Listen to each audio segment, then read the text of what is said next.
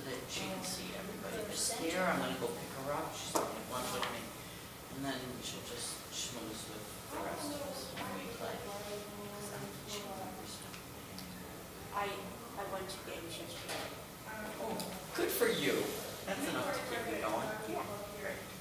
So you know they started a march group here. How did it go? Really? I postponed Yeah. it today. I don't know what it It is. was, people were You have to coming call out of Leslie. town and it was nasty weather. Yeah, I read that. Actually, it wasn't as bad as they were, as the forecast was. Marks, But I didn't want them to take any risks, so I'm waiting today to, but tomorrow is the Okay, you can just sign it. just to have it.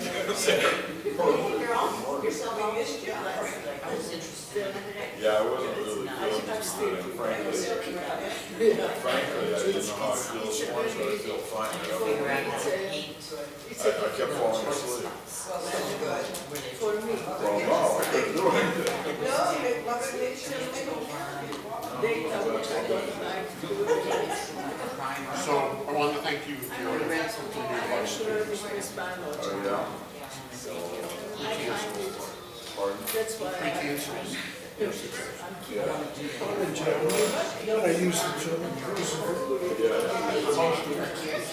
So you went right away? I couldn't get in until the week after. So I was going to go to a place called Oh, yeah. Oh. I didn't. Attention favorite shoppers, blue light special. My cousin, who's the head of oncology, trained this guy.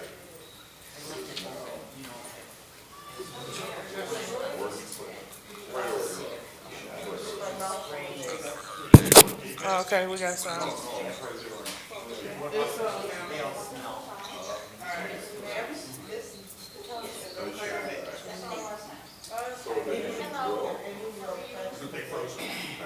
Did they buy that? No, they didn't think it was necessary. Yeah, I was trying to just, I think I got his idea. Well, that's also true. But they said whatever you see there, it's going to be like that for, Yeah, and then they give you some, Neosporin or something to put on it. Huh? no, evidently because drink early. Yeah. I spoke to you yesterday and she told me, you wouldn't be in town. Yeah, but mine, But you had a wonderful time. Yeah, Lots of empties last night. sliced it, The handler, and then it, I had that a while ago. Yeah. Then they did a biopsy. yeah, the handler had surgery. and then this one, And they had to go to a Debbie surgeon, was, you can't see it, it's watching dog, cold, a seeing eye dog. and And they lay you I back, wanted and to you know, meet they a don't woman. send you So down, they you invited come me to for bed. dinner last The night. guy She says, was I'm there done, with her and mother. this will finish. She's a 31-year-old. And she's in the blinds and she's You very gotta get young. out of here, the place is on fire. So Oh, that's your she nose, it's actually clear has right. 1% vision in one eye. But it was a lot of power. And she has a seeing eye dog. Hey. And this dog, I What mean, are we looking for? it's amazing. I've never seen a working seeing eye. Holy mackerel. The first time I saw a lot, it's just a different kind of dog. What kind of dog is it? What breed? Otherwise, Oh, yeah, yeah. Don't worry about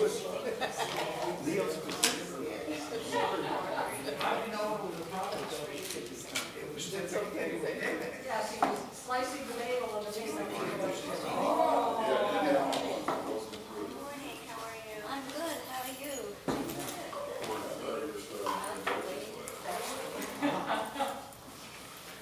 I went on a Red Scholar trip. It was great. So how much? I was How excited. much too much? I'm tired. They have to go. Oh, yeah. My daughter-in-law. Jackie just told me, because I didn't know, I had to figure it out. No, I meant, It went up this not year. the price. Very well done. Oh, I know. How many? Good. Save stuff to Three dozen?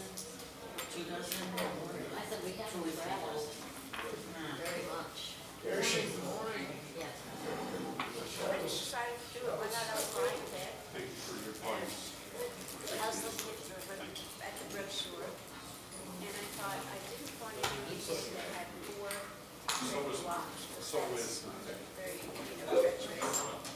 Mine would get one block, that's 2 cents here. What we mean block?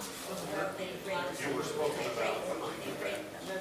Oh, I see. because From easy to. not every Okay, so I picked one that has 2 blocks. And it's what I started with.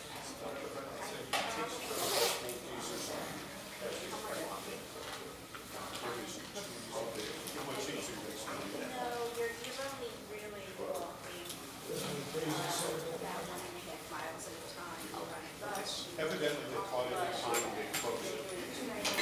You know, Yeah, we don't know what history they of did. the area. You'll look, look at this one, and this is that at the end of it. Well, most They of said, them are you now. need to come back. And See if you're area ready. is like the Macadam and Thomas River to Go. But thank you, Jim. The same numbers as we had this. Sorry areas. The same numbers as we had. Yeah. Yeah, I'm doing, not as much as I thought it was in the morning. We started. It's covered.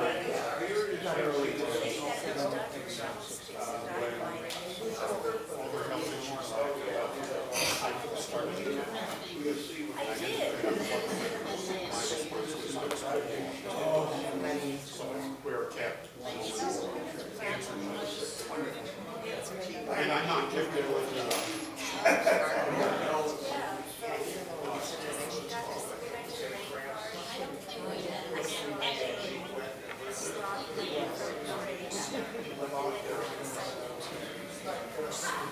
Jimmy, I saw Stuart this week. This was spring break for us, so I said, I'm available, can you see me? We met up in Arizona, I think he likes to go there. Yeah, he does. Well, would you work? This is all early in the morning. We're not there. And I think sometimes in the middle of the day, he takes a siesta from all the stuff he's taking. Trying to be clean about this without.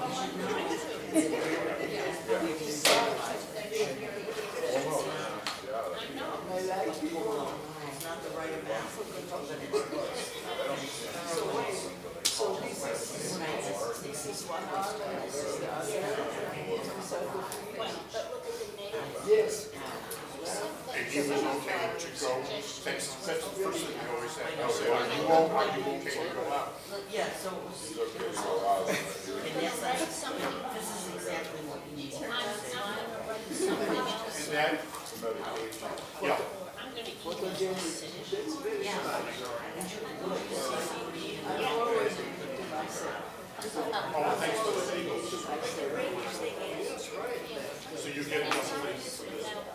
I really just was On my computer, I can tell you.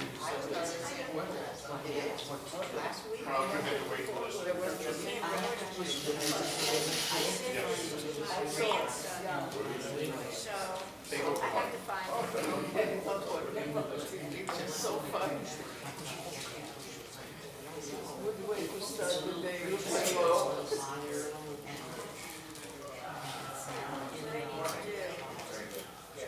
Don't worry about it.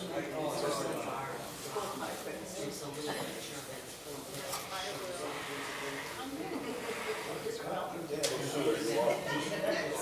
No, it was last week I go back to teach mine.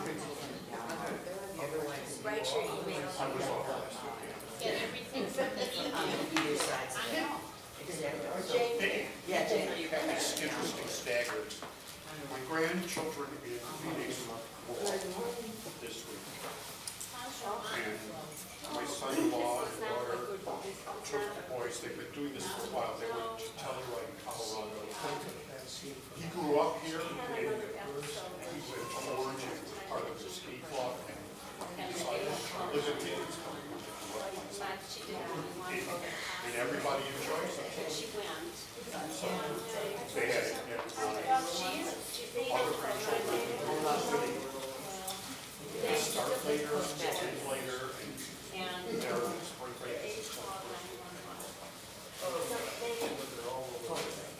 Yep.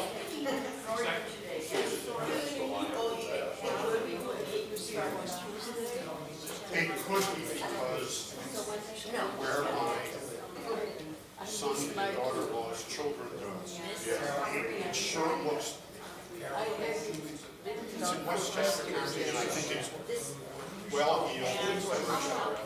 It's okay, I'm very careful, because Easter comes. Yeah, exactly. I think that's why they do it.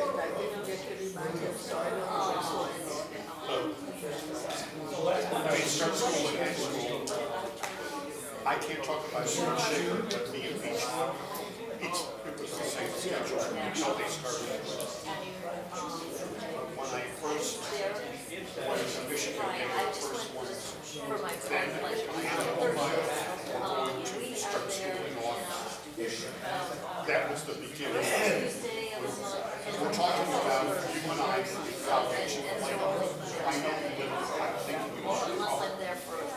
But you are, but. Morning.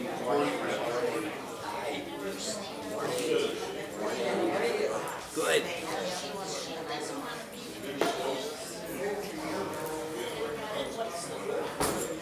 Morning, guys. Arthur, thank you for that folder. I haven't looked at it carefully, but I'm going to, but it looks good.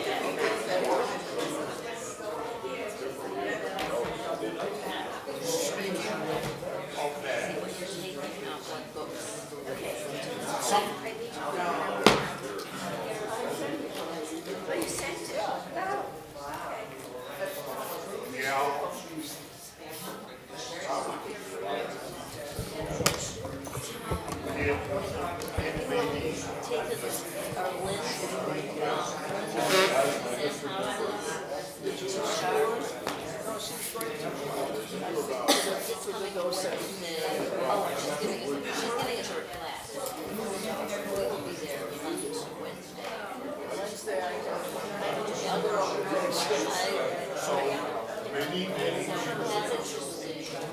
when the only place I was teaching, they gave me a boot camp class. And it was so it fell on Easter Sunday.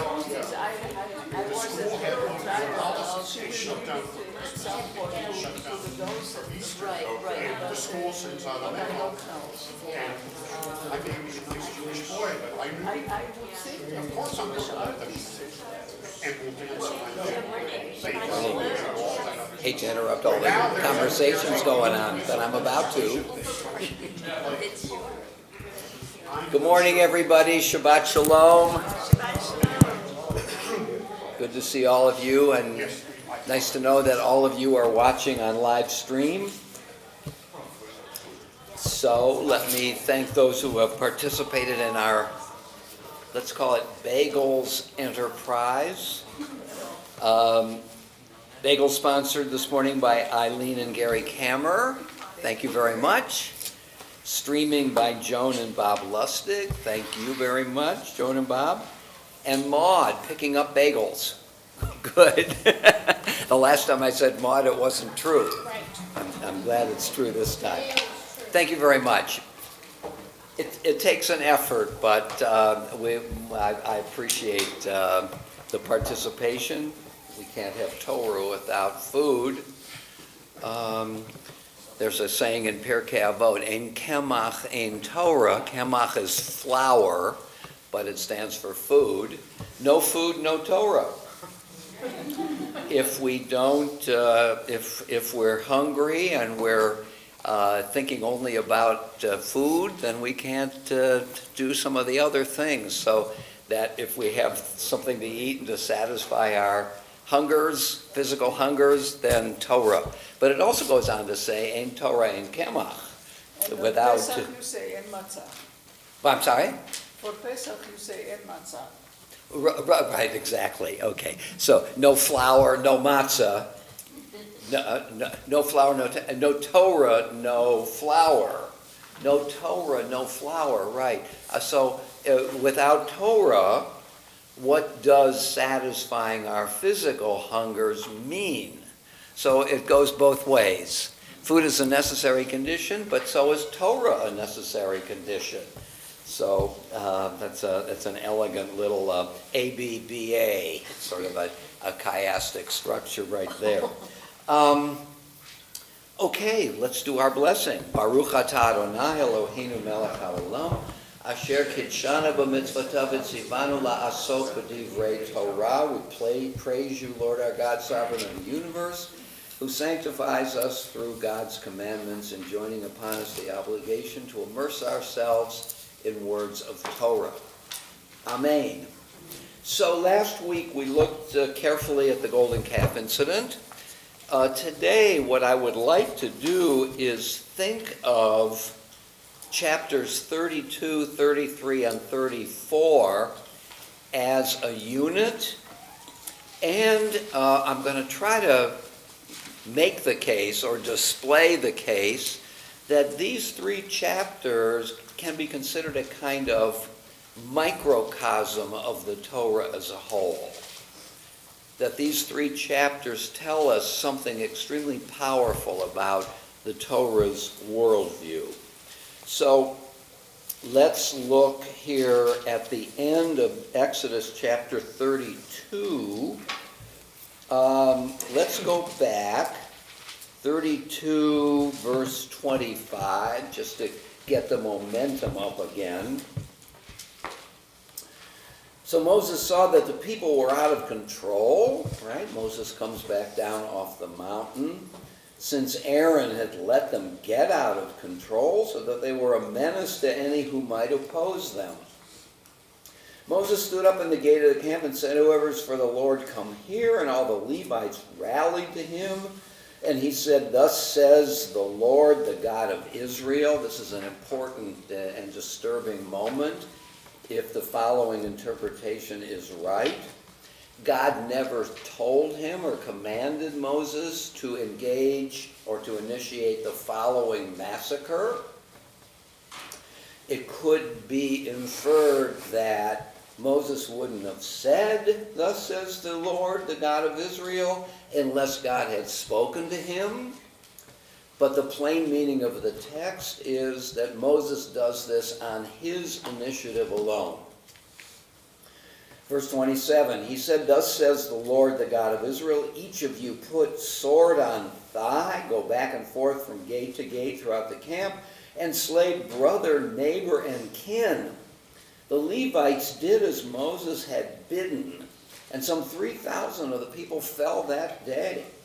And Moses says, "Dedicate yourselves," in the Hebrew, milu yedchem, which can mean to become initiated into a certain office or obligation. Fill the hands is what it literally says. The Levites did, and Moses said, verse 29, "Dedicate yourselves to the Lord this day, for each of you has been against son and brother, that he may bestow a blessing upon you today." Disturbing passage. So Moses initiates in a massacre of the dissidents. Michael Walzer, whom I frequently quote, especially in these chapters, said that Moses had the view that this was the way of taking care of the problem. Eliminate all the renegades. And let's start again. And he comes to learn that that is not the solution. The solution is education. Education takes a long time. The 40 years in the wilderness, according to Walzer, is Moses' achievement. God, you remember, after the Israelites continued to rebel, said, I have to wait for this generation to die off, and it'll take a new generation, and thus the 40 years. But Walzer's view is that Moses is stunned by what he has initiated, and therefore decides that revolutionary solutions can't work, only evolutionary, only gradual solutions. All right, so that's what Walzer says about it. The plain meaning of the text, I think, is that this is the way in which the Levites earn their right to the priesthood. because they were willing to be so dedicated to extirpating the evil that they even struck out against their own families. Okay? So the Levites earn this right through this violence.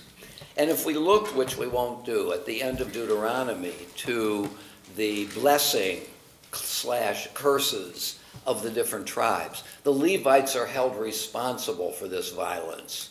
So this violence is not forgotten, even though it's a dreadful moment. Let's go on. The next day, verse 30, Moses said to the people, "You have been guilty of a great sin, yet I will now go up to the Lord. Perhaps I may win forgiveness for your sin." Okay? So this is a turning point in these 3 chapters. We have the sin of the golden calf. The people are now in disarray, alienated from God, as we will see. And Moses is now commencing the complex process of reconciliation. Moses is going to try to take the 2 alienated groups. God is not a group, but God is one of the groups. And the Israelites have been alienated through the sin of the golden calf. And this could be the end of the process. Now, God could easily say, "All right, I forgive the people, let's go on." But that is not what happens. Moses works hard at this point to try to achieve reconciliation. And let's see whether it works and what is the process. So, 30 again. The next day Moses said to the people, "You've been guilty of a great sin, yet I will now go up to the Lord. Perhaps I may win forgiveness for your sin." Moses went back to the Lord and said, "Alas, this people is guilty of a great sin in making for themselves a god of gold. Now, if you will forgive their sin," and notice, at least in the translation that most of us had, the 3 words "well" and "good" is in brackets. The translator has completed the thought, but the thought is not completed in the text itself. "Now if you will forgive their sin," and Moses pauses at that point. Perhaps this is a psychological moment where Moses recognizes how problematic it might be for God to forgive this great sin. "But if not, erase me from the record which you have written." Okay, Moses' fidelity to the people. Either we're going to bring the people back into good graces with you, God, or I can't go on, because the people, I'm loyal to the people. But the Lord said to Moses, "He who has sinned against me, him only will I erase from my record." Okay? So, an initial concession by God. I'm not going to do collective punishment. I'm going to punish the dissidents only. "Go now," God continues to say, verse 34, "lead the people where I told you. See, my angel shall go before you, but when I make an accounting, I will bring them to account for their sins." In other words, God is going to send a messenger, but will not lead the people God's self. Okay? So God remains unreconciled to the people.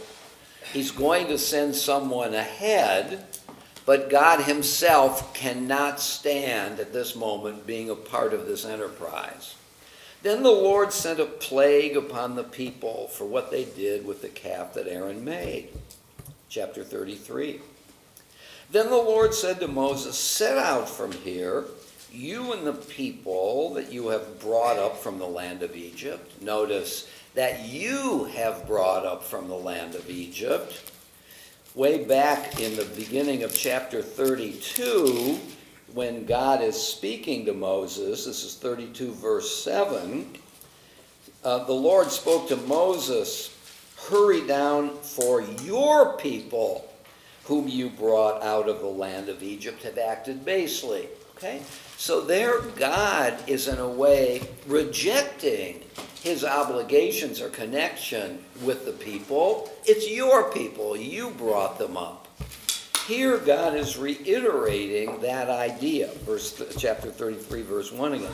Then the Lord said to Moses, set out from here, you and the people that you have brought up from the land of Egypt, to the land of which I swore to Abraham, Isaac, and Jacob, saying, to your offspring will I give it. So God remains alienated from the people. Verse 2, I will send an angel before you, and I will drive out the Canaanites, the Amorites, the Hittites, the Perizzites, the Hivites, and the Jebusites. So God is equivocating. I'm sending another messenger to lead you, but I will drive out. So God in some way remains with the enterprise, but also feels apart from it, still not fully assuaged. I just read something quite interesting that I hadn't noticed before. Here we have in verse 2 a list of the Canaanite groups. And there are several of these lists throughout the Bible of different number. There's a list of 10, there are lists of 6, of 5, of 4. The comment that I read that intrigued me is that each and every list ends with the Jebusites. The Jebusites are the possessors, the owners of Jerusalem. David conquers much later Jerusalem and in a way completes the conquest. So this author supposes, and maybe this is too large a leap, that these lists always end with the Jebusites as if out of a knowledge that this is going to be the last step. And that suggests that at some point an editor got these lists and intimated quite early in the history that we're going to look forward to the conquest of the Jebusites, which conclude the matter. Okay? Now that's a leap. That's a stretch. But it is interesting that every single list, and I haven't gone over all of them, though I have a list of them, ends in Jebusites. Just an aside, but an interesting one. And it points to, if the point is cogent, to editorial activity in putting all this together.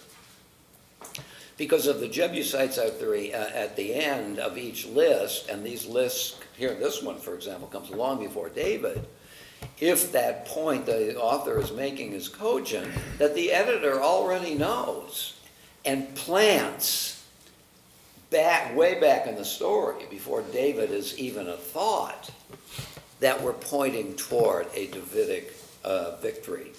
Okay, so, all right, so let's go back to verse 2. I will send an angel before you. I'll drive out the Canaanites, the Amorites, the Hittites, the Perizzites, the Hivites, and the Jebusites, a land flowing with milk and honey, but I will not go in your midst, since you are a stiff-necked people, lest I destroy you on the way. That's a very clear expression of the crisis, as Moses is going to point out. So the golden calf has led, and I think this is the most dramatic expression of it, to a kind of rift between God and the people. And since God and the people are inextricably connected through covenant, the rift portends something very, very drastic. And I'm saying it this way because I think that we ought to reckon with how hard Moses is working to achieve reconciliation. And we can only appreciate his hard work if we recognize the danger of the alienation. Verse 4.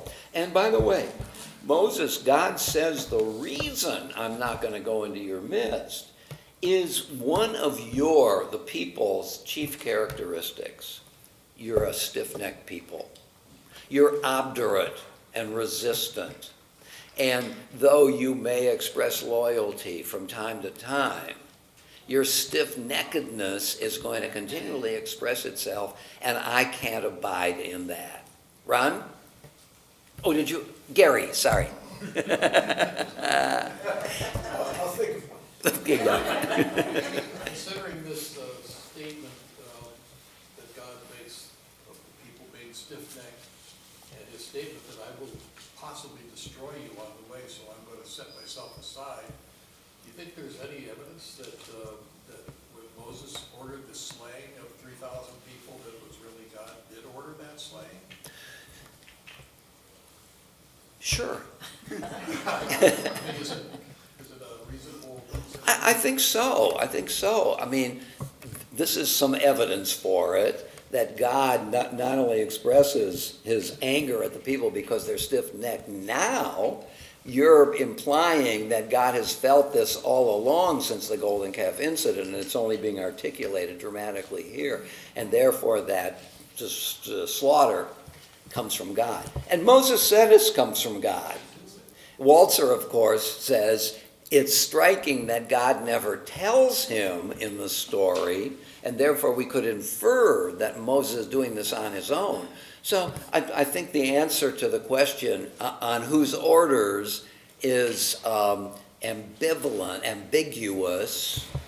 I like Walzer's view because it points to the humanity of Moses and the need for him to calm his rage, calm his emotions, get his emotions under control so that he can achieve the goals that the Torah wants him to achieve, to put it that way. So this is a moment of great human weakness, and I like to think the overcoming of that weakness along the way by Moses. Jim? But isn't the, pardon the pun, isn't it a two-edged sword with the stiff-neck thing? Because if we weren't a stiff-necked people, they would have already assimilated.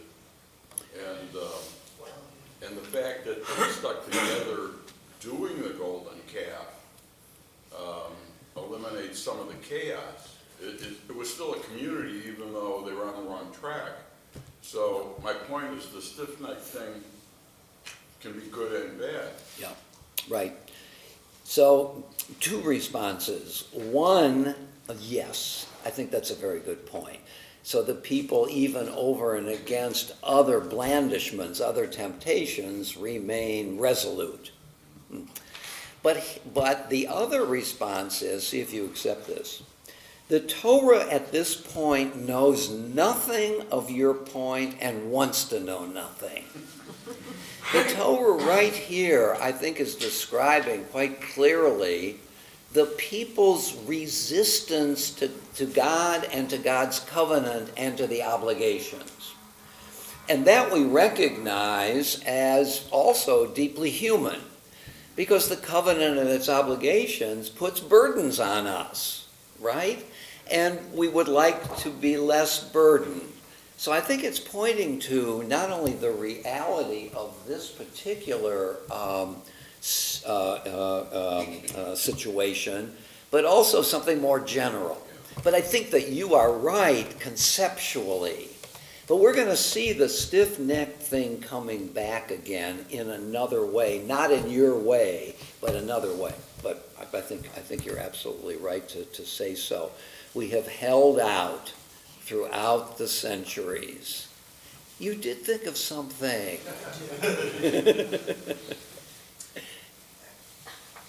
Jimmy says, the two-edged sword. I'm reading this and I'm saying to myself, this is a Janusite view of God, two-faced indeed. And he says, 32:20, whatever it is, 21. I'm not going to come amongst you because I know you're going to do something that's going to further irritate me, and I'll have retribution on you if that happens. But then in 32:25, Okay. the author says, God did it anyway. Says, God set the plague among the people. Uh-huh. It certainly wasn't a plague of goodwill. So here's God saying it wasn't enough that 3,000 were slain by Moses of his own volition or my direction. Don't do it again or I'm going to punish you. I'm going to punish you anyway. You know, I mean, I think you're making a point that has some cogency to it. The people are out of control, and in a way, God is out of control. God, I think, has really been thrown for a loop. He's bringing this people. He just got them out of Egypt, and he gave them manna in the wilderness, and the Ten Commandments, and all these laws, and solemnized a covenant with Moses, and the order for the Mishkan. I mean, what else can I do for this people? And I think God is having some difficulty finding his way as well. I always remember Bill Morris's point. I think I alluded to him last week. Bill Morris, a blessed memory. You remember Bill, who said that this is God's biography as well. God is really growing, facing crises, trying to manage the crisis. And what I really like about Bill's comment is not only that it gets into the psychology of God's travail and trying to deal with this people, but it also points to something about the nature of covenant. Covenant is a relationship, not between one autonomous party and an automaton on the other that is going to do whatever the God says. These are two autonomous entities. God is autonomous and the people are autonomous. They have to be autonomous, otherwise when they obey the law, it's not to their credit. I mean, if you program a robot to obey the commandments, would you praise the robot for doing it? So the people need to be autonomous, and being autonomous, they always are caught between two options: obeying and disobeying. And God is always caught between taking it very seriously or trying to slough it off. So I think you make a good point here, that there's great drama here. And Moses is appealing to God to come back into this relationship. And God is reluctant and ambivalent.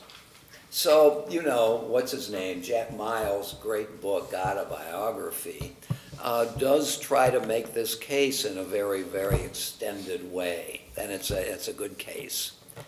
I mean, he makes a strong case. By the way, Miles was a priest, Roman Catholic priest, and left the order, but now is a scholar. And you would think that he would use the Christian version of the Bible in the order of the books. But he uses the Hebrew Bible order of the books to make his case. His case could not be made if he used the other, because in the Christian Bible, the prophets are at the end. Here, for us, they're in the middle. Stuart? I'm not sure of this, but is God really changing and adapting to meet the exigencies of the moment, whereas the Greek and Nordic gods are not changing at all. Wotan is Wotan from the beginning of the Das Rheingold to the end of Götterdämmerung. I'm going to dispute that. Go ahead. When Fricka reads in the Riot Act and says your plans can't work, he says das Ende. This is the end. So he understands the cogency of her argument. You can't get away with this. Okay, I'll let Sigmund do it. No, he's your puppet. Brunhilde, let her do. No, she's your. So anyway, yeah. So, but I think at least the Greek gods, I don't know about the other pantheons, really don't care that much about human beings. Right. This God does. This God is really very much caught up with the do's and don'ts, the weal and woe of the people. And therefore, God is in a relationship which by definition is going to fluctuate. So God, it's the Torah sometimes says that God's thoughts are not our thoughts, God's ways. So it makes a claim from time to time that God is austere and in a way remote from us. But so much, God is deeply involved. This is covenant. And therefore, I think is subject to the fluctuation of passions that go with relationship. Malcolm? It strikes me that this might be prima facie evidence of the existence of free will. No. Why even prima facie? I mean, you see it everywhere. Yeah, I think that's really right. At the beginning, before the Noah story, God said, I'm going to destroy the people because the dealings of their heart are evil from their youth. And at the end of the Noah story, he says the same thing with the opposite conclusion. I'm never again going to destroy them because the workings of their heart are equal from them. God comes to acknowledge and reconcile himself with the waywardness of human beings, which is a function of free will. Now, I think you're absolutely right. Maimonides was very much criticized. He tries these 13 principles of faith, which is probably the most dramatic articulation of a kind of list of faith statements. He was criticized from the beginning for it. They're still very famous. We don't say them at all in the service, but we sing them. The Yigdal are Maimonides' 13 principles sung. This is a good old Jewish move, right? We don't really like the dogma part of a list of principles, but we appreciate their power, so we'll sing them. Maimonides was criticized for not having as one of his 13 principles of faith free will, which would seem to be, at least the case that we're trying to make here, very, very central to the biblical/Jewish vision. Okay, let's go back a little bit. So at the end of verse 3, but I will not go in your midst, since you are a stiff-necked people, lest I destroy you on the way. One of the things that I think is important to say here is I'm trying to point to the deep crisis that we're in, and it shows that the calamity represented by the golden calf is to be taken very, very seriously. It's very hard to maintain fidelity to an invisible God.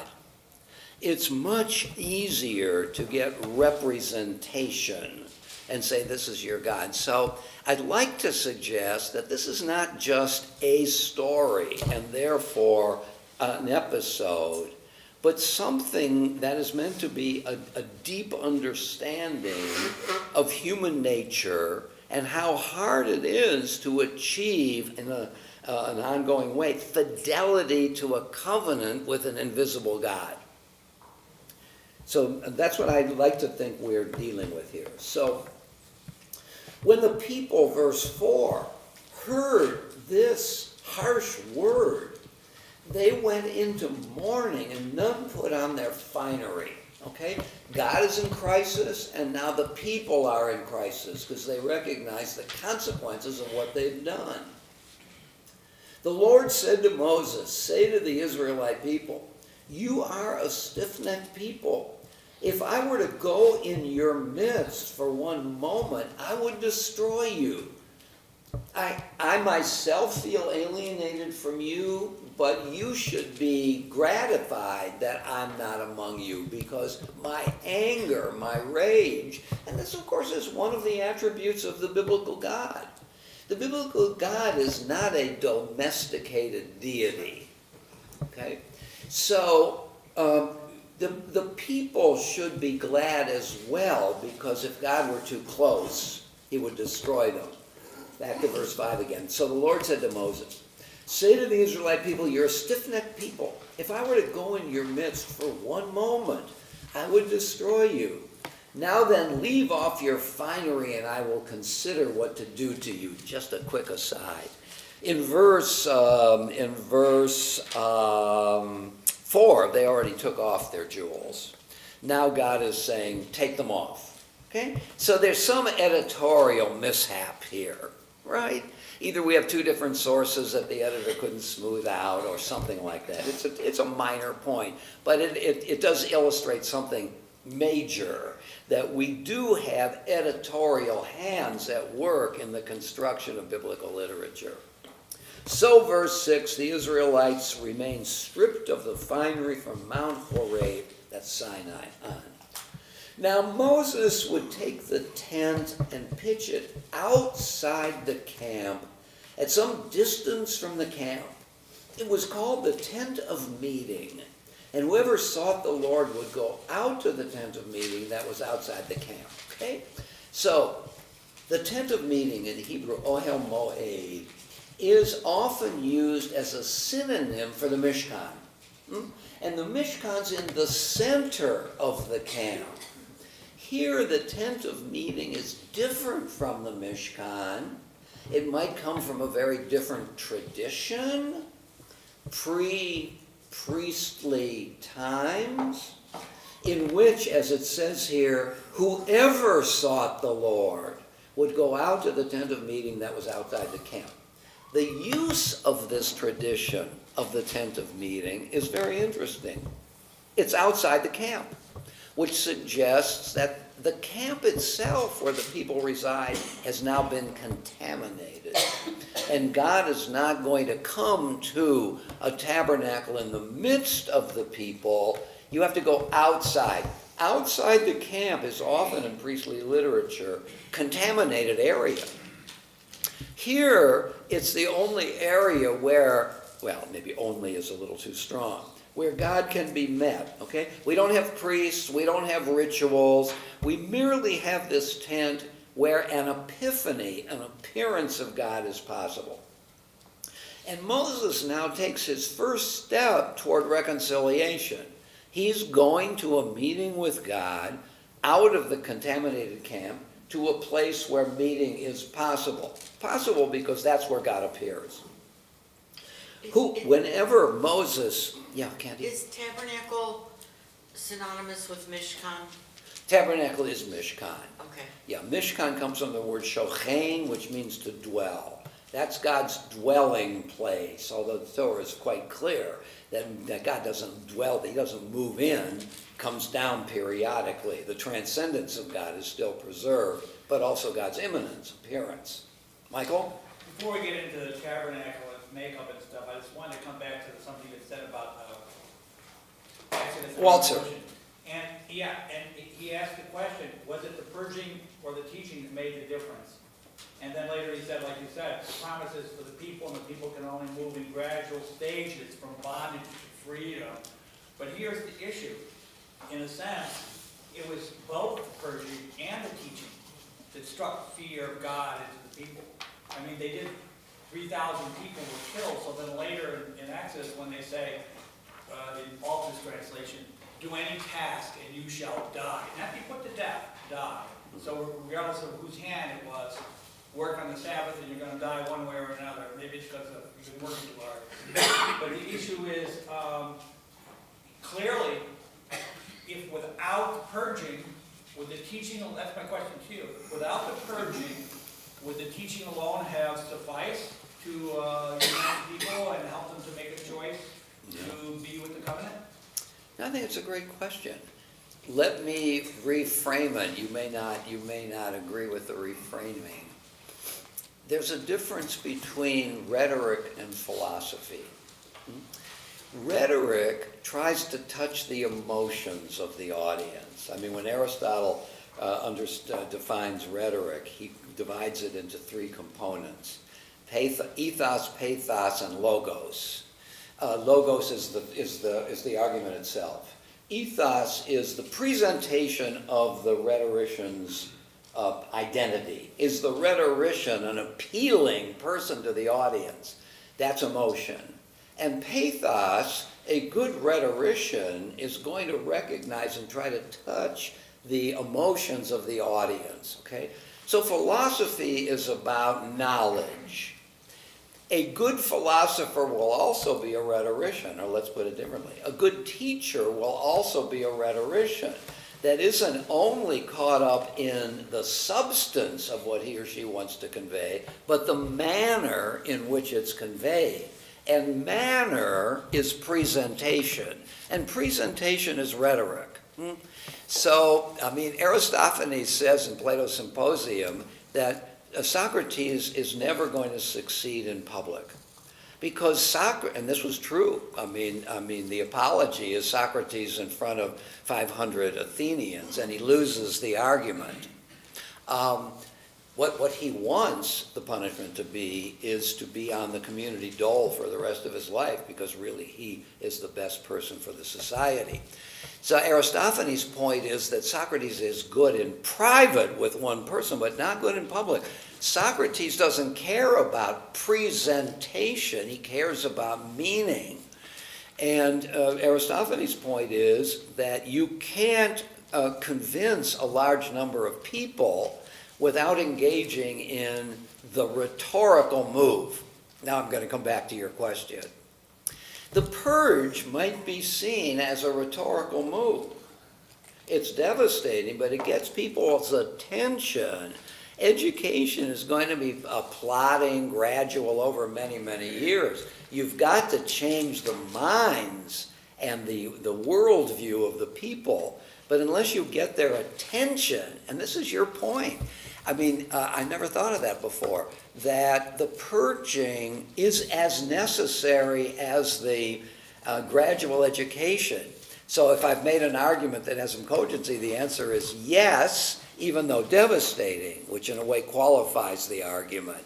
Is it worth it to you have to kill 3,000 people to make a rhetorically compelling point?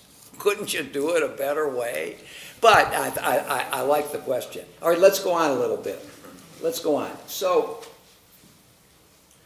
let's start at 7 again. So now Moses would take the tent and pitch it outside the camp at some distance from the camp. It was called the tent of meeting, and whoever sought the Lord would go out to the tent of meeting that was outside the camp. Whenever Moses went out to the tent, all the people would rise and stand. Notice here that this stiff-necked people is alert to what Moses is up to, that they're now attentive. They're hopeful, I want to think, that Moses is now undertaking a process of bringing God back into the camp. Let's go on a little bit and then we'll do some questions. So whenever Moses went out to the tent, all the people would rise and stand, each at the entrance of his tent. Remember, the people are mourning, and gaze after Moses until he had entered the tent. When Moses entered the tent, the pillar of cloud would descend and stand at the entrance of the tent when he spoke with Moses. When all the people saw the pillar of cloud poised at the entrance of the tent, all the people would rise and bow low, each at the entrance of his tent. The Lord would speak to Moses face to face, as one man speaks to another. And he would then return to the camp, but his attendant Joshua, son of Nun, a youth, would not stir out of the tent. Let me just see if I have a passage here from Sarna which says something interesting about this moment. Okay.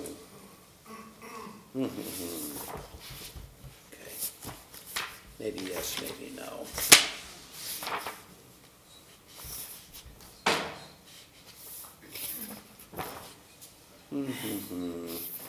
So, it comes later. Okay, I'll come back to it. So the face-to-face is the question here, right? Is it to be understood literally? Maimonides says, of course not, God doesn't have a face. If you think God has a face, you're an idolater. Nachmanides thinks this is not such a stretch because it does reflect an intimate relationship, and we shouldn't be too squeamish about philosophical categories. That in any event, it reflects intimacy, whether it's to be taken literally. And he would then return to the camp, but his attendant, Joshua the son of Nun, a youth, would not stir out of the tent. Okay? We're preparing for Joshua to take over. He's Moses' attendant. Sue, did you have a question? I don't know whether it's my punning mind or what, but it occurred to me that attentive is what they are, and we're talking about the tent. Okay, yeah, okay. I doubt if that pun works in Hebrew, but yeah, attentive, tent.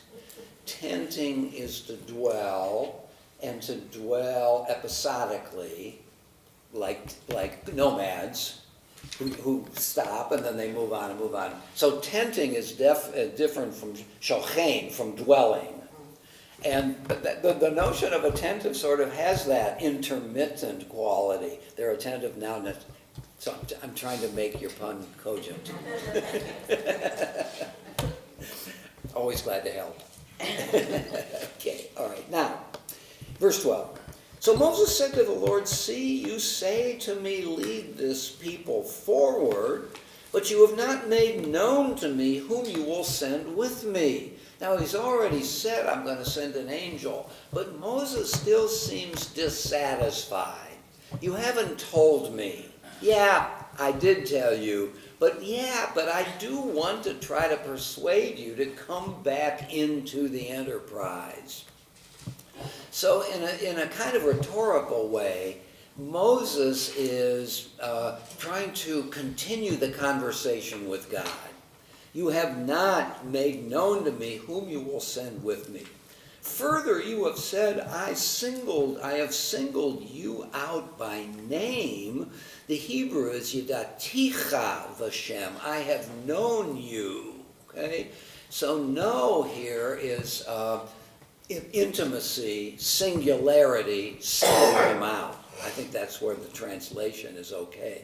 I've singled you out by name, and you have indeed gained my favor. Okay? So Moses, you're doing it right. It's the people who are the problem. Now, see, Moses is quick to respond. If I have truly gained your favor, I want to hold you to what you just said. Pray let me know your ways. Okay? I want to know, he wants to know two things. Here's the first thing. God's ways. How God acts. The second thing he will want is to know God's essence. Okay? Let me know your ways that I may know you and continue in your favor. Knowing God's ways brings a person closer to God. Consider, too, that this nation is your people. In my translation, I can see why it is, yeah. I was going to say, in my translation, the Y of your is capitalized. Well, because it's God. That's the easy thing. What I was going to say is, if I were typing this out, I would italicize your. Consider too, you've just said this is your people, Moses. No, this is your people. Consider too that this nation is your people. And he said, I will go in the lead and will lighten your burden. Verse 14. So, very cryptic. Panai, my face, who I am, Yelechu will go and give you rest. In the lead, I think, jumps the gun. God is not saying in the lead, I will go. Hey, what does that mean? I need more. I'm speaking for Moses now. I need more clarification on this. I want you to go with us in the lead. Are you saying that? So the translation, I don't like it. I will go, my face literally, and that's why the verb is plural, because panai is plural, and I will give you rest. Okay? The translation, I will lighten your burden. And he said to him, see, Moses is clever here.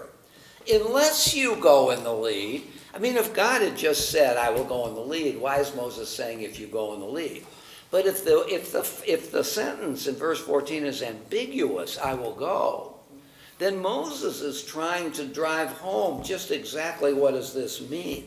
Moses is working hard, this is my point, on behalf of the people. Unless you go in the lead, do not make us leave this place. For how shall it be known that your people have gained your favor unless you go with us? Something is at stake for us if you are not part of the people. We need you for not only peace of mind, but who we are. We are attached to you. Yisrael, God. Struggling with God, whatever it is. But God's name is on the people of Israel's name. We are intimate with God, and unless you go with us, we are not ourselves. For how shall it be known, verse 16, that your people have gained your favor, unless you go with us, so that we may be distinguished, your people and I, from every people on the face of the earth. This is what makes us distinctive, that we are in covenant with you. And the Lord said to Moses, I will also do this thing that you have asked, for you have gained my favor, and I have singled you out by name. See, Moses' prestige or fidelity to God is what seems to be maintaining God's interest in this conversation. So this is, among other things, an elevation of Moses' stature as leader of the people. Through thick and here through thin. I mean, Moses was really up against it. God had said, I'm not going. So, verse 18, and he said, let's go back, 17. And the Lord said to Moses, I will also do this thing that you have asked, for you have truly gained my favor, and I've singled you out by name. So Moses now has an articulation of this concession, and now Moses is going for broke. He just asked, show me your ways. Now he asks, let me behold your presence. Okay? So the Hebrew is, hareini na, please, your kavodecha, your kavod, which is essence, honor, glory, weightiness. The fifth commandment, kabed et avicha ve'et imecha, honor your father and mother. Give them weight, stature, take them seriously. So kavod has something to do with the weightiness of a person, often understood as essence. Let me know your ways, how you act, but I also want to know who you are. Let me behold, verse 18, your presence. Presence is not it, really, for me. And he answered, I'll make all my goodness pass before you, and I will proclaim before you the name Lord, and the grace that I will grant and the compassion that I will show. And then I will show you my ways, the goodness of my ways, and I'm now going to show you my ways are expressed at least provisionally in graciousness and compassion. I am I act graciously. I act compassionately. But notice, I mean, the footnote. I will grant the grace that I will grant and show the compassion that I will show, okay? So this is an important idea, actually. It preserves God's autonomy. We can't force God to be gracious. God is going to act graciously out of God's own nature and time, and no magical procedures can affect or cause God's action. Magic is out. God acts according to God's ways. But, he said, verse 20, you cannot see my face, for man may not see me and live. And the Lord said, see, there is a place near me. Station yourself on the rock, and as my presence passes by, I will put you in a cleft of the rock and shield you with my hand until I have passed away.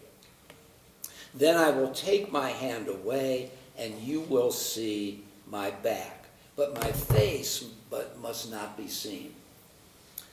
Well, what does back mean? So I've often thought that it means history. We can see the traces. We walk in the sand and we see footprints. Someone has been there, though we don't see the person. The traces of a person after that person has left. So I've often wanted to see it as we recognize God's backside in the events of nature and history. We don't see the cause of the action, we see the results of the action. Okay? So, Maya? I think that it goes back to the golden calf and the struggle that people have with this abstract entity that is God. And I think that when it says in verse 12,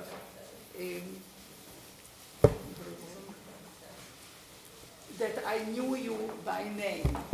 So I think that all of a sudden the name becomes the stand-in for entity.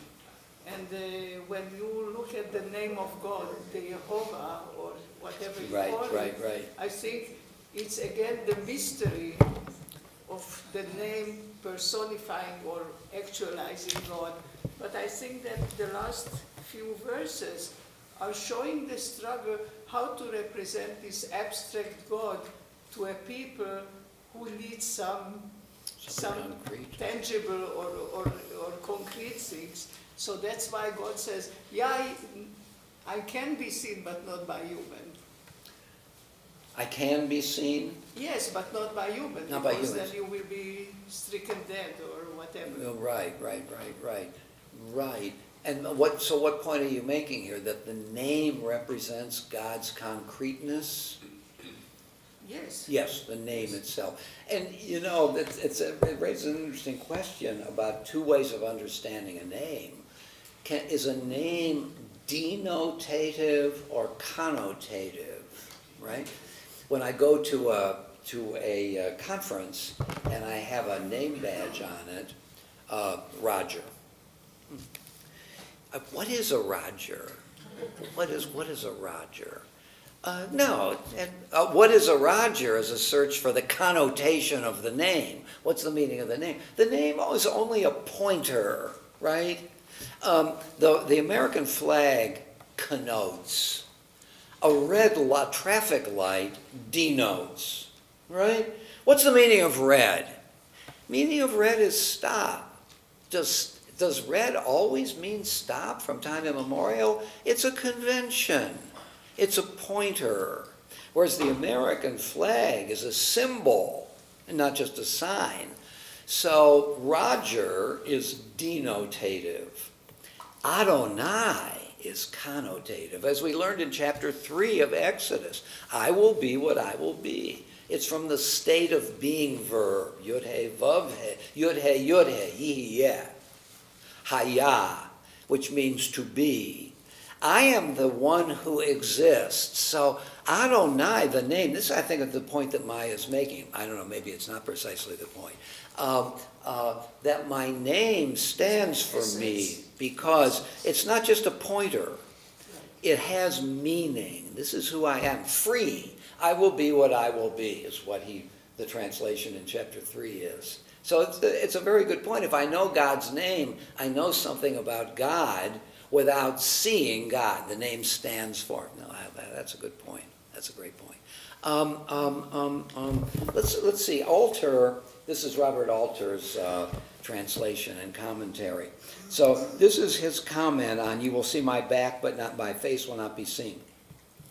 Volumes of theology have been spun out of these enigmatic words. Imagining the deity in frankly physical terms was entirely natural for the ancient monotheists. And I love that he puts here monotheists. In other words, for him, this does not compromise monotheism. But still, some physicality is not inimical to ancient believers. Let me start that again. Volumes of theology have been spun out of these enigmatic words.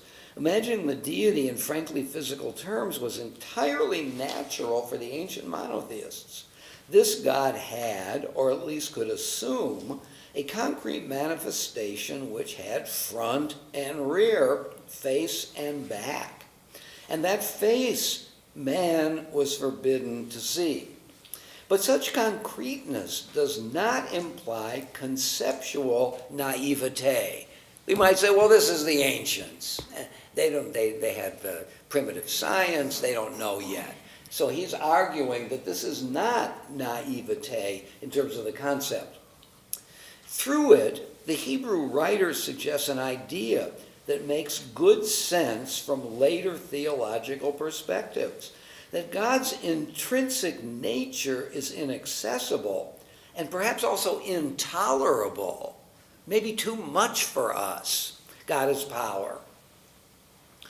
To the finite mind of human beings, but that something of his attributes, his goodness, the directional pitch of his ethical intentions, the afterglow, that's the backside, huh? The afterglow of the effulgence, the expression of his presence, can be glimpsed by humankind. Don't you love that comment? Let me go back to after it's a long sentence. All right, through it, the Hebrew, I'm saying all right to myself, do it. Through it, the Hebrew writer suggests an idea that makes good sense from later theological perspectives, that God's intrinsic nature is inaccessible. So the question now is, since his intrinsic nature is inaccessible, is God, God's self, fully inaccessible? And the following conclusion of this sentence is no. That God's intrinsic nature is inaccessible and perhaps also intolerable to the finite mind of human beings, but that something of his attributes, his goodness, the directional pitch of his ethical intentions, the afterglow of the effulgence of his presence can be glimpsed by humankind. So we have some access through the actions. Through the action. You read the box score in the morning, you know something about the game that preceded it.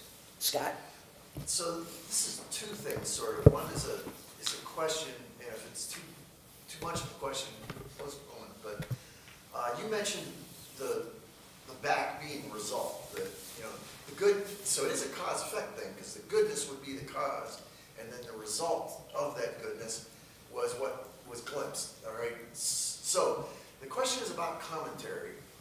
That result, that history, is it really history, or was it prophetic in nature? Was it like, here's what will happen because of me?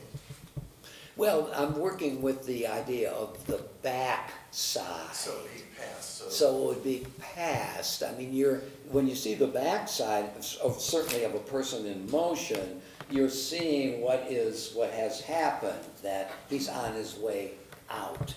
The second thing I wanted to mention was that's interesting what you just read.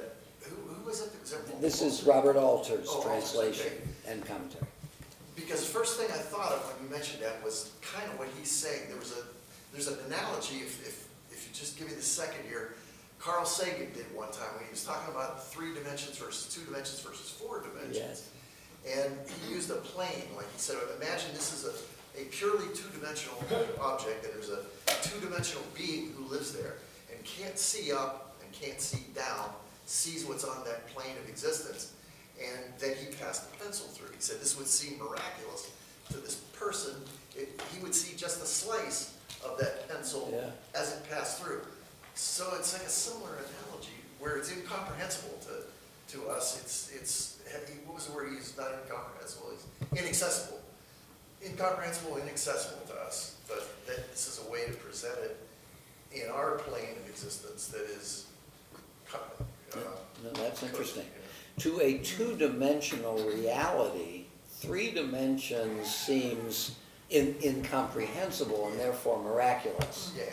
By extension, in our world, which is limited in however we want to describe it, something beyond in another dimension, and certainly to the 2-dimensional guy, he or she doesn't know there's 3 dimensions, but the observer knows that this is also possible to a 2-dimensional, 3-dimensional, to a 3-dimensional existence. Another dimension is a reality.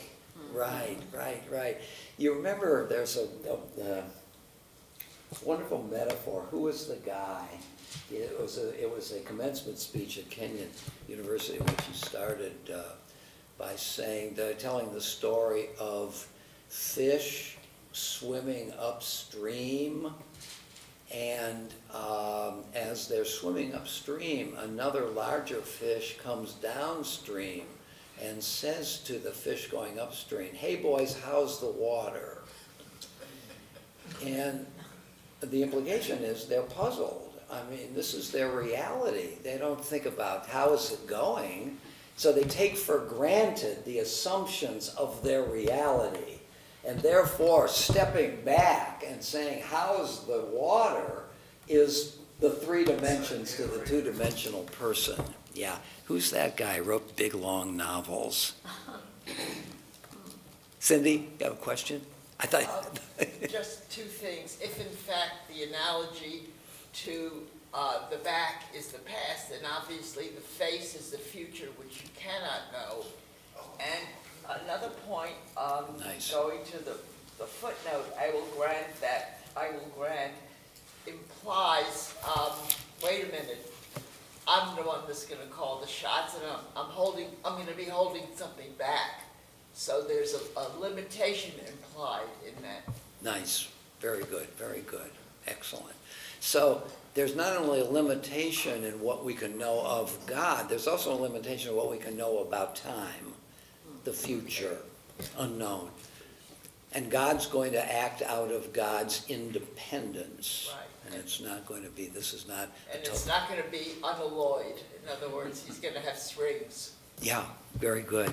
Like it. I'm inclined to read a little Maimonides here. I brought out the heavy book, why not?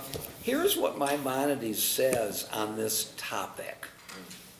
Now, some of us have done this before, but this is in Book 1 of the 3 books of the Guide. This is the Guide for the Perplexed. Book 1, Chapter 54. Know that the master of those who know, Moses, our master. Well, you already see what Maimonides is saying about Moses. Moses is the greatest philosopher who ever lived. He's the master of those who know. Moses is both a supreme philosopher and a supreme politician. In a way, it's Plato's dream of the philosopher king, that Plato says in the Republic is impossible. No, because the ancients recognize the role of chance in life. Plato says, yeah, it might happen, but the chances are really remote. It'll take chance to get there. Know that the master of those who know, Moses, our master, peace be on him, made 2 requests and received an answer to both of them. One request consisted in his asking God, may he be exalted, to let him know his essence and true reality. The second request, which he put first, and that's what happens here in this chapter, this is a commentary on this chapter, was that he should let him know his attributes. Let me know your ways are God's attributes. I will be gracious, I will be compassionate, and so on. The answer of the two requests that he, may he be exalted, gave him consisted in his promising him to let him know all his attributes, making it known to him that they are his actions. So ways, attributes, actions, and teaching them that his essence cannot be grasped as it really is. Yet he drew his attention to a subject of speculation through which he can apprehend to the fullest extent that is possible for human beings. For what has been apprehended by Moses, peace be on him, has not been apprehended by anyone before him, nor will it be apprehended by anyone after him. This is a kind of a citation of the last line of the Chumash, that there never arose again a prophet like Moses who knew God face to face. For Maimonides, Moses a prophet, but more so, what he is singular in is thought. Moses knew more than anybody. That's what the Torah it can be taken to mean. His request regarding the knowledge of God's attributes is conveyed in his saying, "Show me now your ways that I may know you." Consider the wondrous notions contained in this dictum. For his saying, "Show me now your ways that I may know you," indicates that God may be exalted is known through his attributive qualifications, graciousness, mercy, just. For when he would know the ways, he would know him. Furthermore, his saying that I may find graciousness in your sight indicates that he who knows God finds grace in his sight. Very important idea for Maimonides. Knowledge brings graciousness. If I understand how a stove works, I'm likely not to get burned. Not getting burned is a sign of God's graciousness, not as a miracle, but through the regular causal actions of the world. That the world is an intelligible entity is a sign of God's grace. And the more I understand the world, the less trouble I'm likely to get into. He has taken a miraculous idea of God's providence, God's watching over us, and naturalized it. The world is God's creation. It's not chaotic. It's law-like. The fact that science has a job to do in understanding the workings of nature and can do so in generalizations, science and its possibility is a sign of God's graciousness. That God has created a world that is receptive to scientific investigation and the articulation of laws. That he who knows God finds grace in his sight, and not he who merely fasts and prays, but everyone who has knowledge of him. To really be tight with God isn't captured adequately in fasting, in praying, but in knowing. Accordingly, those who know God are those who are favored by him and permitted to come near him, whereas those who do not know him are objects of his wrath. I get burned if I don't understand how a stove works. One could say metaphorically, this is a sign of God's wrath. You didn't know what you needed to know, and it was a kind of negative consequence. It's not that God was angry per se. And for For his favor and wrath, his nearness and remoteness correspond to the extent of man's knowledge of his ways. Let me go on just a little bit. When Moses asked for knowledge of the attributes and asked for forgiveness of the nation, he was given a favorable answer with regard to their being forgiven. Then he asked for the apprehension of his essence may be exalted. This is what he means when he says, show me your glory. Whereupon he received a favorable answer with regard to show me your ways, for he was told, I'll make all my goodness pass before you. In answer to his second demand, he was told, you cannot see my face. This dictum, all my goodness, alludes to the display to him, to us, of all existing things of which it is said, now here's a tour de force of a quotation, and God saw everything that he had made, and behold, it was good. Where's that in the Bible? Genesis chapter 1. I'll show you all my goodness. And God saw everything that he had made, and it was good. Therefore, God's goodness is displayed in the natural world. By this display, I mean that he will apprehend their nature and the way they are mutually connected. What is an atom?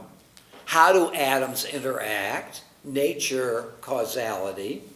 So that he will know how God governs them in general. God's government, and here God now is a representation of a human governor, a human leader. God's governance is based upon the causal order of the universe and how it works, just as a physical leader ought to know how a polity is to work and how human beings, members of the polity, are going to work within the community. See, Maimonides is a theologian, but he's also using theology to tell us about the terrestrial world and our place in it. This notion is indicated when it says, he, Moses, is trusted in all my house. Whatever Moses has given us is trustworthy. That is, he has grasped the existence of all my world and with a true and firmly established understanding. For the opinions that are not correct are not firmly established. You can't demonstrate the truth of an opinion that's wrong.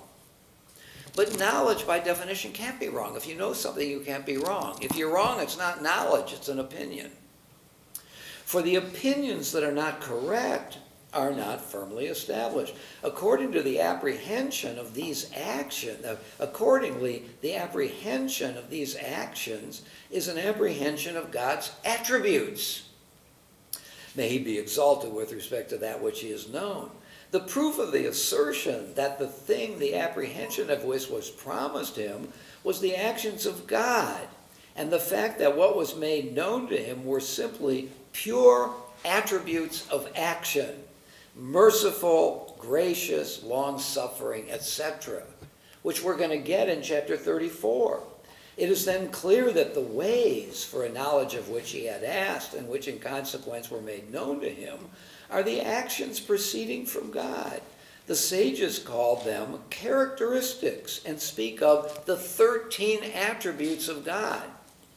This term, as they use it, is applied to moral qualities. The meaning here is not that God possesses moral qualities. That would introduce plurality into the one God, right? The meaning here is not that God possesses moral qualities, but that he performs actions resembling the actions that in us would proceed from moral qualities. I mean, from aptitudes of the soul. The meaning is not that God possesses aptitudes of the soul. So that when Moses asks for your ways, the response is, my ways are the workings of the natural world, which is an expression of God's graciousness. Let's go back. There's more, but I want to get to 34. Chapter 34. Candy? Don't you think that Moses is helping God see how he himself works in the world? It's almost like the way a psychologist would talk to a patient and help him see himself. And I think that this conversation is self-revelatory to God.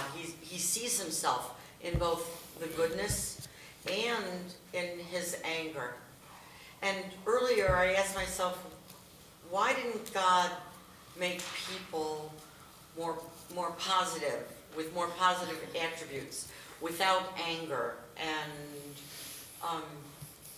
and without negativity, the ability to do destructive forces? Right. And I realized it's because we're made in God's image, and God is seeing himself in both his goodness, his graciousness, and in his destructiveness of like 3,000 people or whatever.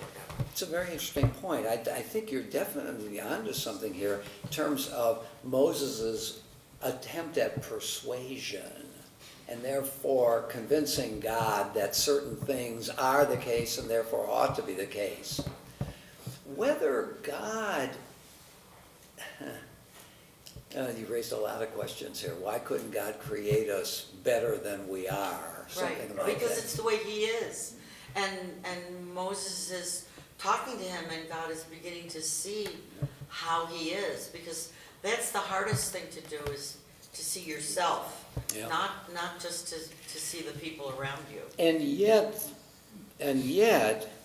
in spite, also, in addition, that's what I'm looking for, in addition to your very good point, the author, though, wants to preserve God's transcendence.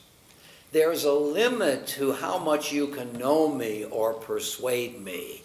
So that, in a way, combining those two ideas, this is a way of dramatizing the structure of the relationship between God and human beings. It's deeply covenantal. God can be disappointed. God can change God's mind. But he can be stiff-necked, too. Well, yeah, I mean, but when you think of Amos, God's going to destroy the people, and Amos says to God, don't do that. Don't you know the people is small? Don't you know they're weak? And God relents. Amos pointed something out to God. Now, when God says to Moses at the golden calf thing, when they're still up there on the hill, leave me alone that I can destroy the people. One interpretation of that is, well, Moses wasn't bothering God. Why did God say, leave me alone? Rather, it was an invitation to Moses to take him on.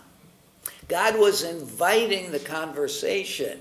To the degree that that's true, that undermines your point, that God is sovereign, and he'll enter into a conversation like this, but when he wants to.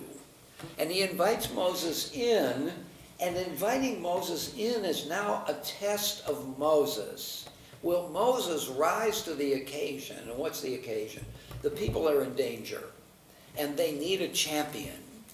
Will Moses be that champion? And so, in order to discover it, God allows himself to have what looks like a real conversation in which God is being challenged and changes his mind. All along, God knows very well what God is up to, and he's trying to discover something about Moses. And the supreme test is when he says to Moses, look, I want to destroy this people. I'll make you the new Abraham. And I'm God for a moment. And I say to Moses, I'm going to make you a new people. Now I'm waiting to see how Moses responds to this. He has two choices. I love it. Let's start again. My mother called me Moshe. I'm now Avraham Sheni. I'm the second Abraham. That would be to fail the test. Moses passes the test. He says no. And then he he tells God, what will it look for you to destroy this people? Don't you remember the covenant you made with the patriarchs? And here's what God says at that point. I got the right guy. So the whole thing is about Moses and not about God on that premise. But if you take that premise out, then you've got, I think, a very good point. Not only as an interesting point, but I think a substantial point. Because this is what relationship is. That in the interchange, you learn about yourself and about the other. Good relationships are relationships when things change. I'm just thinking to myself how hard it is to change. So, on the one hand, your point dramatizes the nature of this covenant. The point that I interjected is God is really sovereign here. And the whole thing is about whether Moses can rise to the occasion. And he is. He's rising to the occasion. He's the right leader. Our time is fleeing a little bit. I'd like to read 34, parts of it, to just complete this reconciliation thing. So chapter 34. The Lord said to Moses, carve 2 tablets of stone like the first. Remember, God carved the first tablets. And Rashi says that God is saying here, you broke the first tablets, now you make the new ones. Carve 2 tablets of stone like the first, and I will inscribe upon the tablets the words that were on the first tablets, which you shattered. Be ready by morning, in the morning come up to Mount Sinai, present yourself to me on the tablet. No one else shall come up with you. Remember, the first time Moses goes up, others are coming part way up the mountain. Now it's Moses alone. No one else shall come up with. Moses has achieved something here. God is ready to do chapter 19 and 20 all over again. Covenant reinstituting, whatever the word is here. No one else shall come up with you, and no one else shall be seen anywhere on the mountain. Neither shall the flocks and the herds graze at the foot of the mountain. So Moses carved 2 tablets of stone like the first, and early in the morning he went up to Mount Sinai as the Lord had commanded him, taking the 2 stone tablets with him. The Lord came down in a cloud. Moses goes up, God comes down. And now they're meeting at the top of the mountain. The meeting is a sign of the reconciliation. Maybe you think I went too far with that. The Lord came down in a cloud, verse 5. He stood with him there and proclaimed the name of the Lord. The Lord passed before him and proclaimed, the Lord, a God compassionate and gracious, slow to anger. These are God's ways. This is the revelation that for which Moses asked. They are moral attributes. And what Maimonides wants to show is that God's ways should be our ways. And this is the way to be faithful. This is how he ends the guide for the perplexed. That the attributes of God are calls to us, to telling us how to behave. The Lord, in the middle of 6, a God compassionate and grace, slow to anger, abounding in kindness and faithfulness, extending kindness to the 1,000th generation, forgiving iniquity, transgression, and sin. Yet he does not remit all punishment, but visits the iniquity of parents upon the children, and children's children upon the 3rd and 4th generation. Okay? This is what we learn in the 10 Commandments. This is the reinstitution of the covenant of chapter 20. The reconciliation is complete. Moses hastened to bow low to the ground in homage and said, if I've gained your favor, O Lord, let the Lord go in our midst, even though this is a stiff-necked people. Here the stiff-necked people comes back. Notice what happens here. The first time, I'm not going to go with the people because they're stiff-necked. Now, I am going to go with the people, even though they're stiff-necked. So God has been persuaded that this tendency of the people should not be an impediment. O Lord, pray, let the Lord go in our midst, even though this is a stiff-necked people. Pardon our iniquity and our sin, and take us for your own. He said, I hereby make a covenant. Now that's the acme of this drama, isn't it? Before all your people I will work such wonders as have been not wrought on all the earth or in any nation, and all the people who are with you shall see how awesome are the Lord's deeds which I will perform. In the midst of the people, God is back. Mark well what I command you this day. I will drive out before you the Amorites, the Hittites, and everybody. There's the Jebusites at the end again. Beware of making a covenant with the inhabitants of the land against which you are advancing. You must tear down their altars, and so on. Verse 14, you must not worship any other god, because the Lord, whose name is impassioned, is an impassioned God. You must not make a covenant with the inhabitants of the land, for they will lust after their gods, sacrifice their gods, and invite you, and you will eat of their sacrifices. And when you take wives from among their daughters and your sons, their daughters will lust after their gods, and will cause your sons to lust after your gods. It's not that non-Israelite peoples are evil or ontologically inferior. It's that they have different ways, and your obligation is to maintain your ways. You shall not make, and then a bunch of commandments. So this is Mount Sinai all over again, which is a sign that all of this has happened. Let's turn to verse 28. And he was there with the Lord 40 days and 40 nights. He ate no bread, drank no water. He wrote down on the tablets the terms of the covenant, the 10 Commandments. And so Moses came down from Mount Sinai.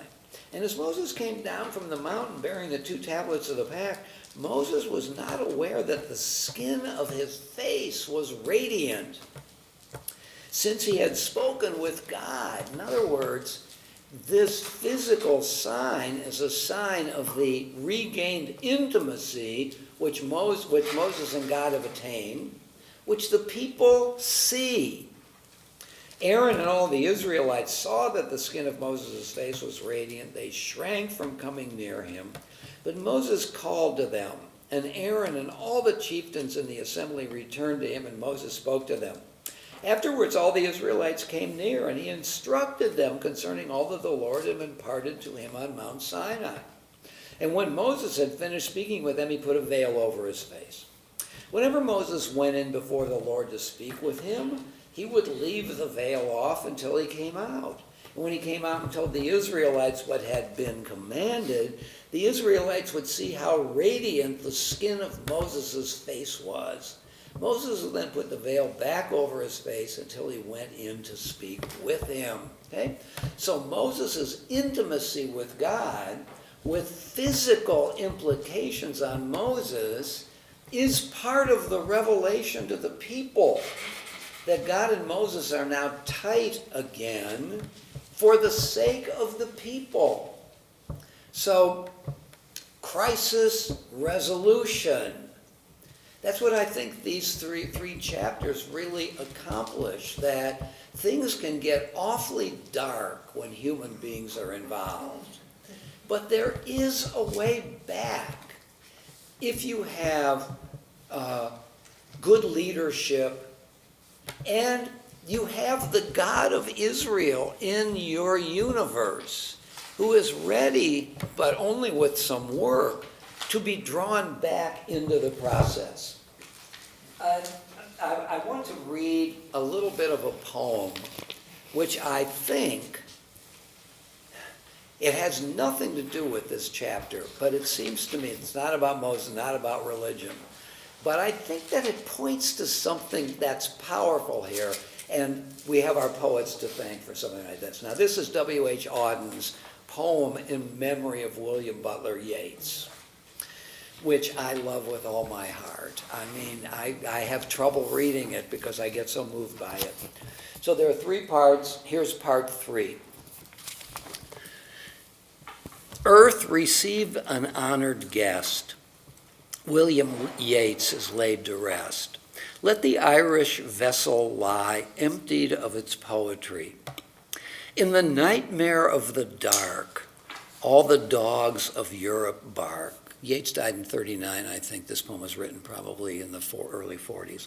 In the nightmare of the dark, all the dogs of Europe bark, and the living nations wait, each sequestered in its hate. Intellectual disgrace stares from every human face, and the seas of pity lie locked and frozen in each eye. Now here comes something I think is so powerful. Follow, poet, follow right to the bottom of the night. With your unconstraining voice, still persuade us to rejoice.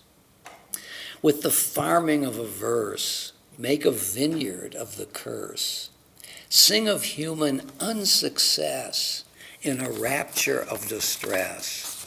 In the deserts of the heart, let the healing fountain start. In the prison of his days, teach the free man how to praise. This is the quatrain that I think relates to this poem.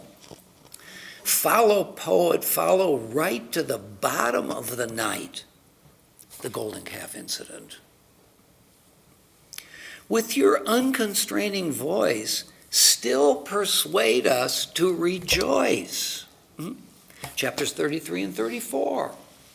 The struggle back to what happens here. They're given in chapter 34 the holidays, which are ways of being faithful to God, but they're modes of rejoicing. Follow, poet. And a poet is not just a versifier. The word poet comes from the Greek that means to make. This is a story made by a poet in generic terms. These 3 chapters. Follow, poet, follow right to the bottom of the night. With your unconstraining voice, still persuade us to rejoice. With the farming of a verse, make a vineyard of the curse. Sing of human unsuccess in a rapture of distress. In the deserts of the heart, chapter 32. Let the healing fountain start. In the prison of his days, teach the free man how to praise. That's those 3 chapters, I think. I mean, it's a glorious poem, and it doesn't need these chapters to display its glory. But I think the poet has really captured in very emotional ways what these chapters seek to accomplish, which is why I see them as a kind of microcosm of the Tanakh, maybe the Tanakh in little, because this is what the Bible and our religion is about, isn't it? To face reality, to face it in unconstrained ways, but still to find ways to rejoice and to praise. And that's the challenge of religions, which I think we see there. Okay, next week, we'll do it again. Shabbat Shalom.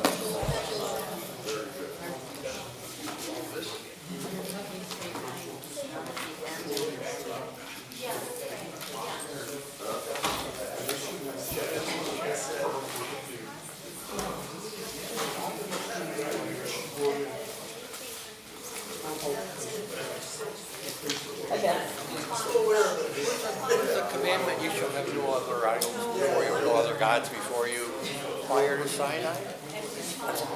What's the commandment? You shall have no other gods before you, prior to Sinai. Prior to Sinai.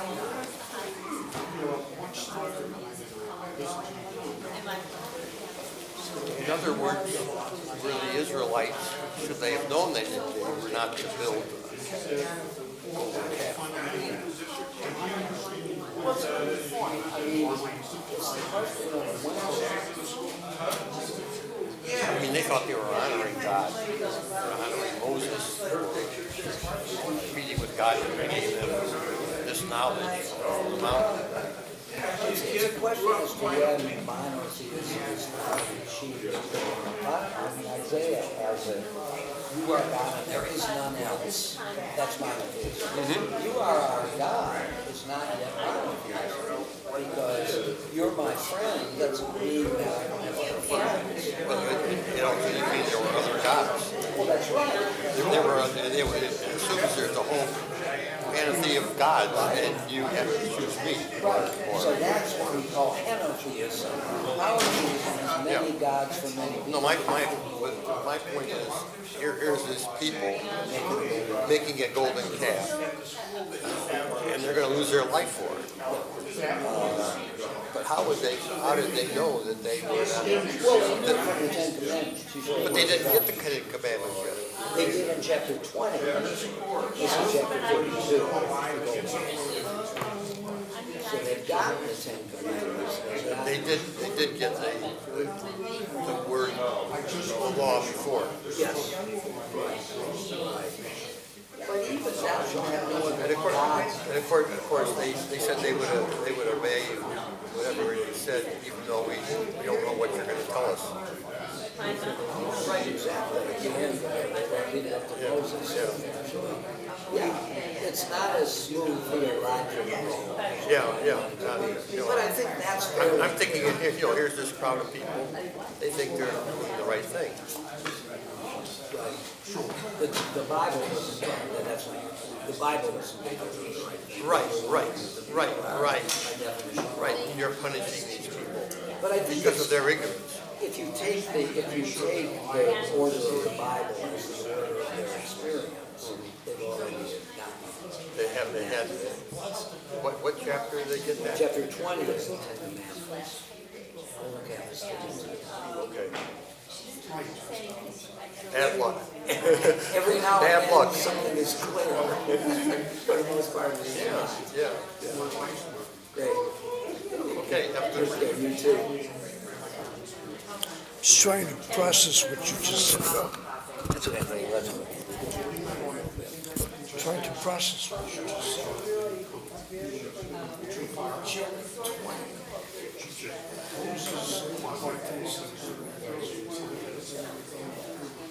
She's learned. Where did you get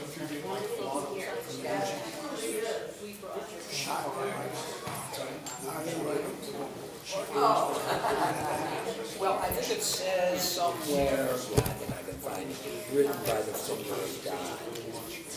By the time Moses gets down, but by the time Moses gets down, Not yet. Here is right before the golden calf.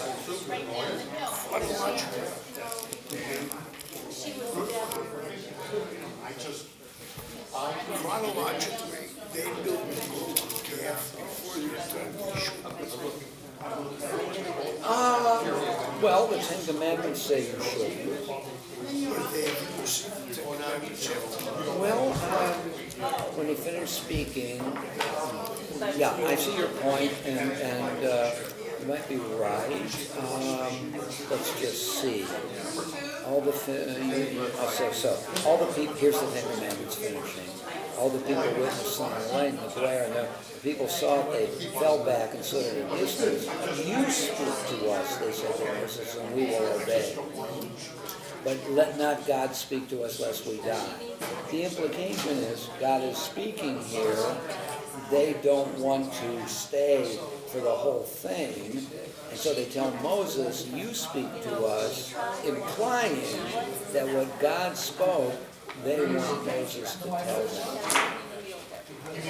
This is chronologically before or after Moses ascends the mountain. It's part of being on top of the mountain. He's up there. He still has not. Or are we saying that God pronounced these commandments in such a way that they heard them. You could make that inference because the people witnessed the thunder and the lightning, and they wanted to step back. You speak to us. Now, it seems like they don't want to be there because it's too scary for them. It's said after all the Ten Commandments are said, so you might think that they were there hearing this, but it says you speak to us, which implies maybe they didn't Maybe hear they those. didn't hear them. Yeah. And if they didn't hear them, then they don't know that they shouldn't build a golden calf. Well, but you speak to us implies that Moses is going to convey this to them When he gets down. from the golden calf. Well, he's already down. I think he goes back up for the golden calf. He goes back up after the golden calf. He goes back up after, but I don't think he's there Does this he make whole 3 time. trips? Wow. So you're raising good questions. I mean, I don't know. I mean, not that I'm not a devotee of the chronology. I understand the chronology is not. Is that? Oh, it's not. It's positive. Yeah. But here it's important that you point out what people haven't heard the commitments. Thank you. They're not responsible. Although they're held responsible, and one gets that. Story we take although you might say, if you get very careful with the chronology, there's a point that's in the Rabbi Klein. Yeah, and this is where chronology may not be crucial, but it can certainly be raised as an objection to strong influence.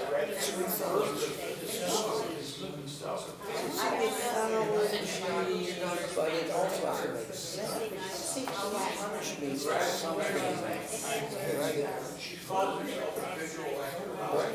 Don't punish me for taking a cookie before you tell me don't take a cookie. Even in the mythology expression of that point, it still could be taken seriously.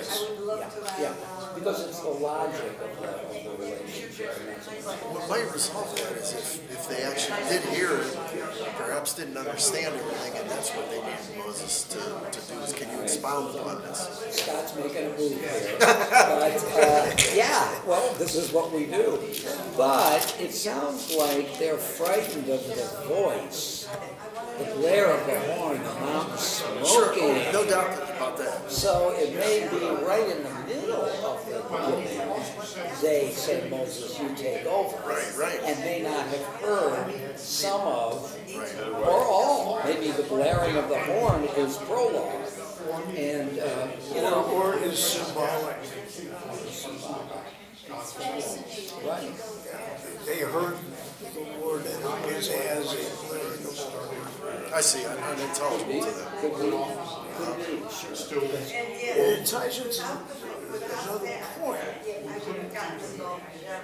Once again, second edition, How you know to step off. The dog told be able to tell us that. Yeah, it's very specific. Yeah, I'm sure once they're going down. You mean the second giving of the commandments? Get out. 34. Right. Isn't it here? Know the gods, make for yourself sculpture. Yeah. it's given again in the second giving. The image that came to me was that I'm very surprised. They an image of God sculpted so long as it depicted his good. Oh, interesting, yeah, it's interesting. Yeah. Well, but the prohibition of any representation of God is just not always throughout history Right. Right, that would suggest you can't even make a form of God. And that's God saying that. Yeah. That's God's saying. So that's quite a bit of humility. So I would argue that Moses flunked the test. He Flunked the test. Oh, he flunked the test. Okay, now here's why. Tell me why. Tell us why. If God's truly sovereign, and God is truly going to have autonomy, and since God made promises to other peoples, not only to the Israelites, Moses would have said, but we are a people who has made a covenant with you. We are one of your people. But he implied we are your only people. And that is not humility. And that denies God's sovereignty. And that's contrary to what God's real mission was, which was more universal. And so therefore he flunked the test. Well, but it's God who said you are going to be my people. You're my people and they are my people. I'm God. I created the whole kit and caboodle. Even an autonomous person can autonomously limit his autonomy. To this covenantal relationship and to this covenantal community. But it doesn't mean that although he's one God, it doesn't mean he only loves one people. He may love other peoples. Right. Maybe not the ones that are currently in control of Jerusalem, but you know. But his commandments are taken to be universal. Well, Not yes. all, not the ritual commandments, which are fighting for. Not everybody has to do Shavuot. That's right. Everyone is specifically, because how do you reach God? There's many ways to reach God. We need to use the ways that work for our community, and this works. Where do you see that God says, I love only you, but not others? He doesn't say it specifically. I wouldn't criticize this. I think the point is that it's presumptuous of Moses. It was opportunist of Moses to be able to think that the only way that he could win unity in his community to worship God is by saying we have an exclusive relationship with God. I think he's saying that to God, isn't he? No, he's saying I can't win their loyalty if I can't say that we have an exclusive relationship. Where do you see that, though? Well, because he says we are your community. So you're saying that he doesn't deny that there are other communities. Okay, well maybe that's true.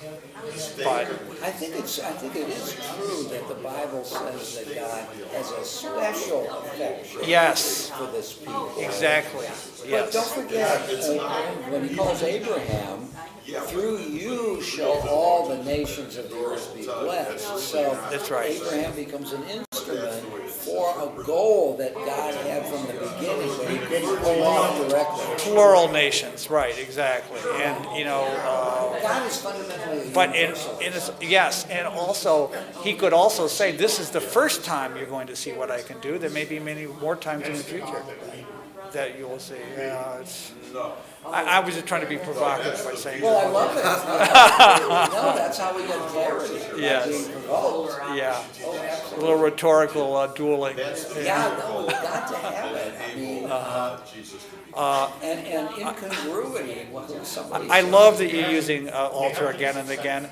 Now, just not only does altar say, do no task or you shall die. Not be put to death, you shall die. It could be like you work 7 days a week, you're going to die of a heart attack. You need to rest one day. It's not that anyone's going to slay you. You need to rest or you will die. Just a good idea. And the other key thing, it's not the spirit which moves you to give to the synagogue or whatever. It's the heart. That's a huge translation. And I read that last night and I attended services. Yes. Last night after services, I heard, the Rabbi Klein's, Torah Study. And I was sort of moved by that, service.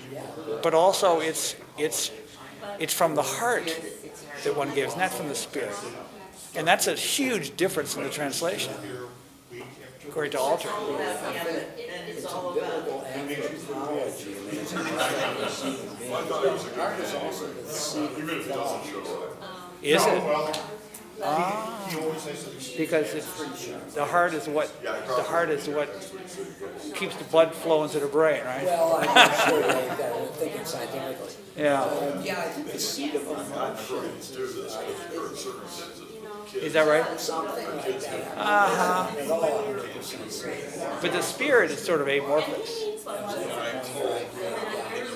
And that's almost throwback to Christianity in some ways. I just never, that's why I like the 1917 translation, of the JPS, and then the altar, because I just think it's more emotional. I mean, when you read that, when you sit there like I was doing last night and reading, and the people of the community from the heart wanted to come help build the tabernacle from the heart. Right, whose heart prompts. Whose heart, yeah, and not only that, the wise heart prompts later. Is that what it says? Another time, a second time, Oh, 3 that's times. It interesting. repeats it 3 times. It's the heart and that spirit. Take from among you gifts to the Lord, everyone whose heart so moves him. Yes. Right. And here it's libo, lave, heart, brings him, causes him, yeah. And whereas in the JPS, it's spirit. Oh, that's interesting. Which is more likely to make you want to donate to the civic? We'll Your take heart. whatever it is. Thank you for talking with me. Oh, of course, great to see you as always. Scott, just one real quick. Yeah, go ahead. Yours was covenant of circumcision. Chapter 17 of Genesis. Genesis.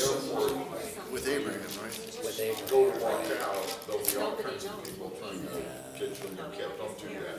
Walk out to the outside and somebody will get a that you get on the bus. Don't get in one of the cabs. Chronologically, by the time you're speaking, I mean, back in Exodus now. Right. back in Exodus, So we'll do that. the audience has symbolized the covenant. Through circumcision. Yeah. Yeah, a problem is in Joshua, chapter 5. At that time, the Lord said to Joshua, make flint knives, proceed with a second circumcision. This is the reason why Joshua said all the males. And now, whereas all the people who came out of Egypt had been circumcised, none of the people born after the Exodus during the wanderings had been circumcised. Oh, okay. After the Exodus. Right, the new generation of the wilderness. So it's not that everybody was circumcised. In Exodus, Well, everyone already, theoretically had been circumcised. You could make They that. lost the right, or they paused the right during the 40 years, generations. So you're focusing on this episode of the calf. There's some evidence there too. I mean, there's that story when Moses returns with this mission about his son not being circumcised, Yes. right? Yeah, there it is. That's just what I was Oh, was that going what to. you're? Chapter 4 of Exodus.